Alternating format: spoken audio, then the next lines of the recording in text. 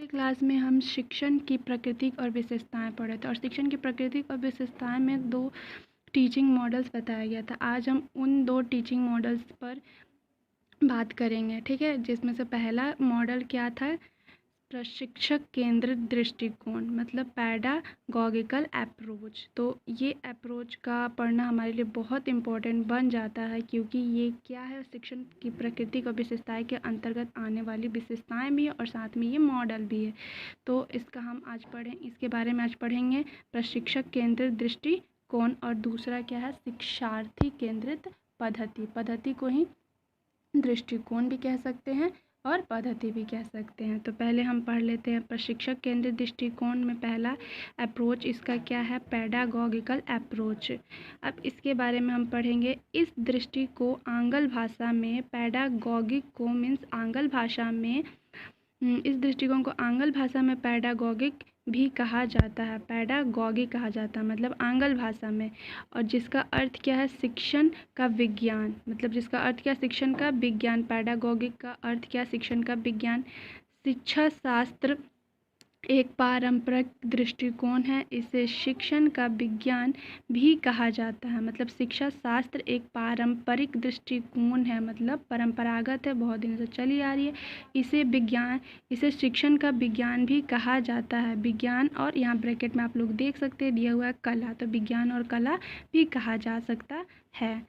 शिक्षक शिक्षण के मुख्य पहलुओं जैसे कि अधिगम प्रक्रिया, शिक्षण गति, अध्ययन सामग्री, शिक्षण प्रविधियों को तय करने में प्राथमिक भूमिका ग्रहण करता है। यह सब तय करना मुख्य रूप से शिक्षक का कार्य बन जाता है। इसलिए ये क्या है, प्रशिक्षक केंद्रित दृष्टिकोण हम लोग पढ़ रहे हैं, क्योंकि इसके अंतर्गत जितने भी निर्णय लिए जाते हैं, कार्य लिए जाते हैं, वो किसके द्वारा तय किया जाता है, मुख्य रूप से शिक्षक का कार्य बन जाता है, मतलब शिक्षक के द्वारा तय किया जाता है। ये था हमारा पहला दृष्टिकोण, मॉडल मीन्स प्रशिक्षक केंद्रित मॉडल। अब दूसरा क्या है हमारा, शिक्षार्थी केंद्रित पद्धति। मतलब शिक्षार्थी जो शिक्षक प्राप्त करने वाले विद्यार्थी, वो आ जाएंगे आपका शिक्षार्थी केंद्रित पद्धति। इसको क्या बोलते हैं हम लोग, एंड्रागॉगिकल अप्रोच। अब इसके बारे में पढ़ेंगे, एंड्रागॉगिकल अप्रोच के बारे में।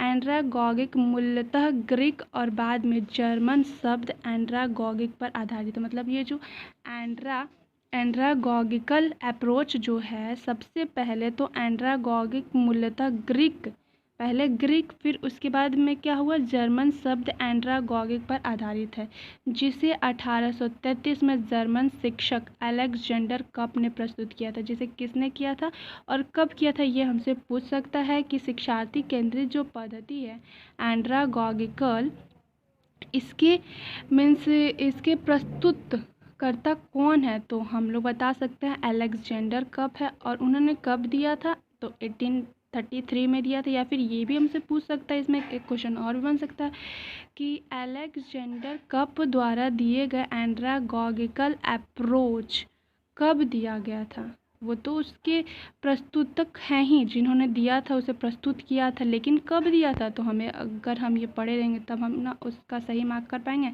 तो कब दिया था, हम ये सही, इसका आंसर क्या होगा, 1833 प्रस्तुत किया था। फिर यहाँ शिक्षार्थी अधिकतर स्वनिर्देशित होता है। मतलब इस अप्रोच में जो शिक्षार्थी है, जो विद्यार्थी है, वह स्वनिर्देशित मतलब सेल्फ डायरेक्टेड होता है। वह अधिकतर अपने स्वयं के अधिगम के लिए मतलब वह अधिकतम अपने स्वयं के शिक्षण के लिए उत्तरदायित्व होता है।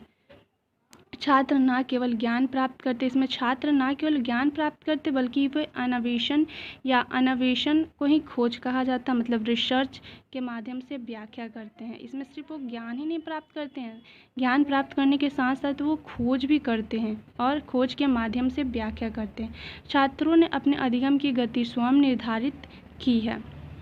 प्रशिक्षक स्वयं को सीखने और नए ज्ञान प्राप्त करने के अवसर प्रदान करके अधिगम की सुविधा प्रदान करते हैं। इस प्रकार छात्र नए कौशल विकसित करते हैं। इसमें स्वमूल्यांकन भी इस दृष्टिकोण की विशेषता है। मतलब एंड्रागॉगिकल की एक विशेषता यह भी है कि स्वमूल्यांकन, सेल्फ इवैल्यूएशन, मतलब खुद मूल्यांकन भी करना। इस दृष्टिकोण की विशेषता है, किसका विशेषता है? एंड्रागॉगिकल दृष्टिकोण की पहचान वयस्क शिक्षा से भी है। मतलब वयस्क शिक्षा मतलब एडल्ट लर्निंग। ये दोनों मूलभूत मॉडल चरम स्थिति को वर्णित करते हैं। व्यवहारिक रूप से शिक्षण समाज और काल के अनुरूप इन दोनों के बीच में कहीं होता है। हम लोग पढ़े मूल्यभूत शिक्षण प्रतिरूप मतलब teaching model, basic teaching model के बारे में पढ़े, जिसका पहला मॉडल था प्रशिक्षक केंद्रित दृष्टिकोण और दूसरा क्या था? शिक्षार्थी केंद्रित पद्धति को ही दृष्टिकोण भी कह सकते हैं, पद्धति भी कह सकते हैं। ये दोनों मॉडल से जो भी क्वेश्चन होगा हमारे लिए बहुत इंपॉर्टेंट होने वाला है।